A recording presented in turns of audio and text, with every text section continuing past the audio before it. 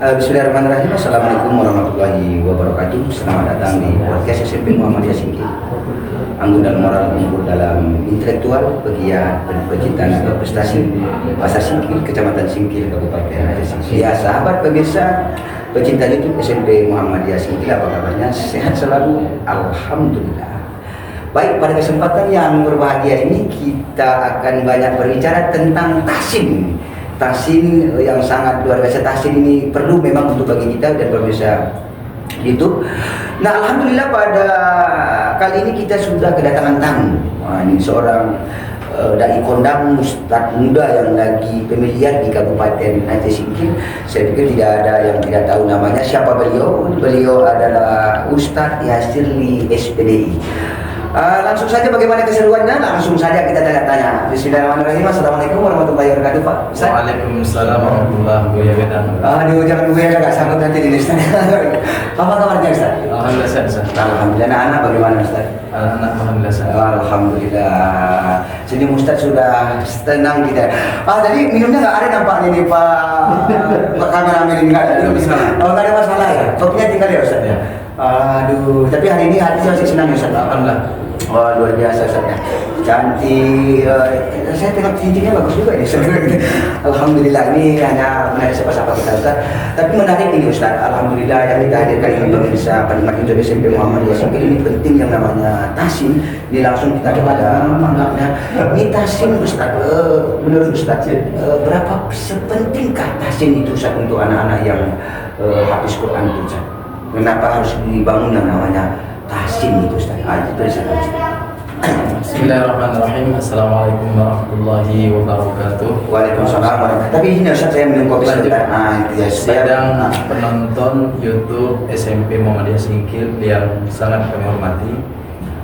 Alhamdulillah pada kesempatan ini kami diamanahkan untuk berdialog terkait tahsinul Quran. Baik Ustaz. Tadi ada pertanyaan dari Ustaz, seberapa pentingnya tahsinul Quran untuk anak-anak yang menghafal Al-Quran? Iya, soalnya dulu Ustaz begini, kalau kami dulu kan nggak dipelajari dulu, kami dipelajari dulu juga sama tadi narasumber yang pertama, alif date a, alif bawah i, alif depan u, a i u, dulu begitu Ustaz. Ya. Badua di atas ban, badua di bawah bin. Jadi kami nggak paham betul itu yang tahsin itu bagaimana. Yang penting tahu panjang pendek saja. Ini Ustaz.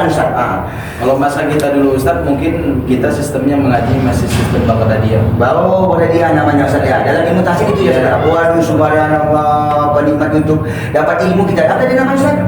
Baghdadiyah. Baghdadiyah. Ya. Alhamdulillah. Tahsin apa gunanya ataupun manfaatnya tahsin bagi anak hafal Al-Quran walaupun kami bukan hafal Al-Quran? Betul. Karena ketika kita sebut Al-Quran, asalnya adalah Quran, bacaan atau saja yang dibaca. Tapi nggak sembarangan baca gitu maksudnya. Ya. Gitu saja. Jadi ketika disebut bacaan, maka harus hukumnya merujuk kepada yang dibaca. Jadi yang dibaca apa ini? Al-Quran, maka harus mengikat kepadanya hukum membaca Al-Quran. Jadi nggak boleh sembarangan baca gitu saja. Sembarangan. Macam kalau kita di Honda Ustaz gas terus nggak ada rem. Kalau Honda pun berbalap-balap bahaya juga. Baik Ustaz. Ya. Jadi itulah salah satunya. Jadi karena ini Al-Quran, maka bacaannya harus tunduk kepada hukum membaca Al-Quran. Baik. Disebutlah dengan hukum tajwid. Sedangkan kegiatannya disebut dengan tahsin. Baik. Kegiatannya disebut dengan tahsin. Kalau membacanya tadi ya disebut dengan tajwid. Tajwid. Kayak di buku-buku itu lebih sering dibuat ilmu tajwid. Sedangkan kegiatan-kegiatan memperbaiki bacaan Al-Quran disebut dengan tahsin. Tahsin Ustaz ya. Begitu kurang lebih Ustaz untuk awalnya. Seberapa penting dia. Ya. Jadi sangat penting ya.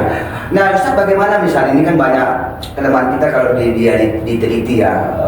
Kalau dilihat memang banyak ini anak-anak kita banyak menghafal Al-Quran.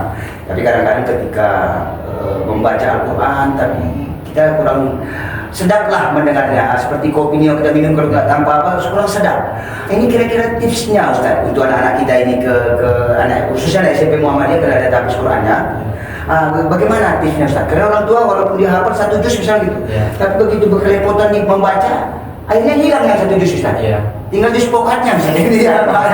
Tinggal di sepokatnya Ustaz. Ini tipsnya Ustaz, tips.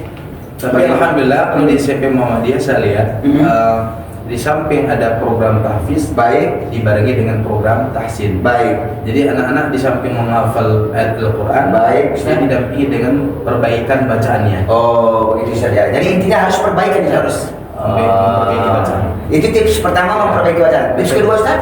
Kemudian yang kedua, kita terkadang ada sebagian orang berambisi jadi penghafal Al-Quran. Tapi ketika dia membaca Al-Quran, jauh daripada konsep-konsep yang melekat kepada kewajiban kita dalam membaca Al-Quran. Undang-undangnya atau rambunya saja. Kononnya lah. Ada kononnya ya. Ya, Ada kaedah-kaedah itu saja. Kaidahnya, kalau tidak itu Kaidahnya. Alhamdulillah, luar biasa pemirsa penikmat YouTube SMP Muhammadiyah. Dapat ilmu luar biasa kita pagi menjelang siang ini, bahwa harus ada terus melakukan perbaikan, kemudian harus tahu undang-undangnya saja. Ada idghamnya, ada ikhfa'nya gitu saja. Kalau dulu kita jarang itu saja. Jadi Jarang itu kita diajarkan saja. waktu saya kecil, saya materi yang saya dapatkan cuman nun mati, mim mati, mat, selesai. Dan yang bab-bab yang makharijul huruf, sifatul huruf itu tidak kami jumpai waktu kecil. Tapi alhamdulillah di masa kuliah kita dapatkan materi-materi yang lebih Subhanallah lagi.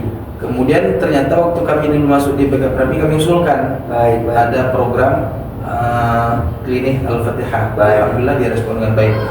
Sampai detik ini sudah berjalan, dan termasuk SMP Muhammadiyah sudah sekolah yang sudah 2 kali dikunjungi. 2 kali sudah, sampai masuk di YouTube ya saja. Ya, Maksudnya pemirsa jangan lupa ya subscribe. Ya SMP, dan jangan lupa like sebagai amal ibadah, karena kita mengundang Ustadz kondang ini, Ustadz kondang. Jadi kami berharap kepada pemirsa like terus, habiskan terus. Kalau nanti ditanya Ustadz Somad, nggak bisa Ustadz, belilah paket gitu ya. belilah paket. Nah, terakhir Ustadz, statement closingnya Ustadz, kira-kira apa nasihat Ustadz untuk kami yang pecinta Al-Quran, baru mencoba untuk belajar Al-Quran, paling tidak kan memperbagus tahsin Al-Quran? Apa statement closingnya, pesan-pesannya kepada pemirsa penikmat YouTube SMP Muhammadiyah sini? Pesan pertama adalah, dulu Ustaz, pengalaman kami, guru-guru yang diamanahkan untuk mengajar tahsin, baik itu tahfiz, baik itu yang kelas takhasus ataupun reguler, setelah mereka membimbing anak-anak tahfiz, pulang anak-anak tahfiz itu, guru-guru yang mengajar di tahfiz reguler dan takhasus ini tetap ditambah pembekalan, bekal dia. Jadi jangan nanti anak-anak ketika ada melakukan kesalahan, guru ini dikarenakan belum belajar tadi, lewat saja. Itu saja.